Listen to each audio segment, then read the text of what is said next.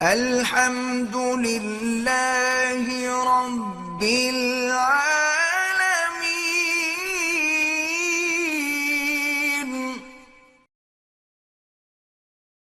بیوی پہلے بھی آپ نے یہ چٹ لکھا ہے کہ میرے دیور دیورانی بہت حسد کرتے ہیں، الحسود لا یحسد، آخر حسد کرنے والا ہی خراب ہوتا، انجام اس کا برا ہوتا۔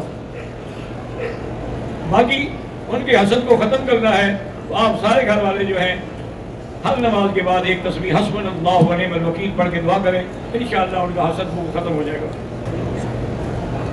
آپ کے ساتھ عقیدت کی وجہ سے آپ کا تا حیات خاتم بننا چاہتا ہوں، تو آپ میرے لیے ہمیشہ دعا کیا کریں، میں آپ کے لیے دعا کیا کروں گا۔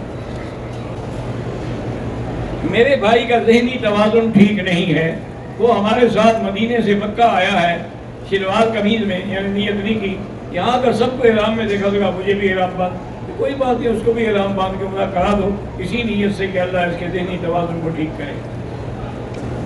بیوی پر نماز کی کتنی سختی کر سکتے ہیں؟ جتنا قابل برداشت ہو، لیکن اس کو سختی کے بجائے پیار سے قائل کریں کہ نماز کا کتنا بڑا اجر ہے۔ میرا چچا بھائی شہید ہوا ہے اور اس کے قاتل ابھی نہیں پکڑے گئے، اللہ ان ظالموں کو پکڑائے اور اللہ اور شہید کے مرتبے بلند فرمائے۔ بیٹی دوپٹہ نہیں لیتی، باپ کے ساتھ دوستانہ رویہ ہو، ماں سے زیادہ باپ سے پیار کرتی ہے، شریعت میں باپ کی ٹانگیں دبانا بیٹی کے لیے جائز ہے؟ بالکل ناجائز، قطعاً ناجائز ہے، حرام ہے۔ انسان ہے، شہوت ہو سکتی ہے۔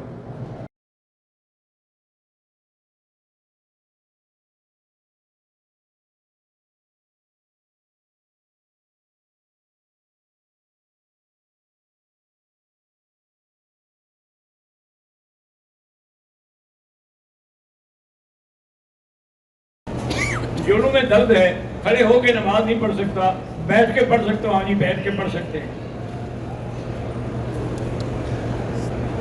رکن یمانی پر غلاف کعبہ اس لیے نہیں ہے کہ اس کا بھی استلام کیا جاتا ہے دائیں ہاتھ سے، اور یہ دعا پڑھی جاتی ہے، اللہم انی اسألک العفو والعافیہ، اللہ کے فرشتے کہتے ہیں یا اللہ اس کی دعا قبول فرما۔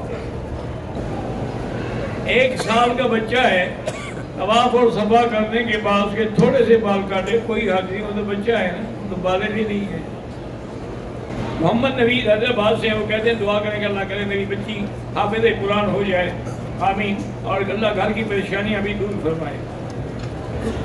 صفا مروا کرنے کے بعد سر کے بال تھوڑے سے پکڑ کر کاٹے، جیسے عورتوں کے تھوڑے کا دم پڑ گئی آپ کو۔ کہتے ہیں جی ہمارے یہاں ایک مولانا ہے جو اللہ یار خان صاحب نقشبندی ہیں، وہ فاس اینڈ فاس کا کوئی ذکر کرتے ہیں، بھائی میں ان چیزوں کو نہ جانتا ہوں نہ مجھے پتا۔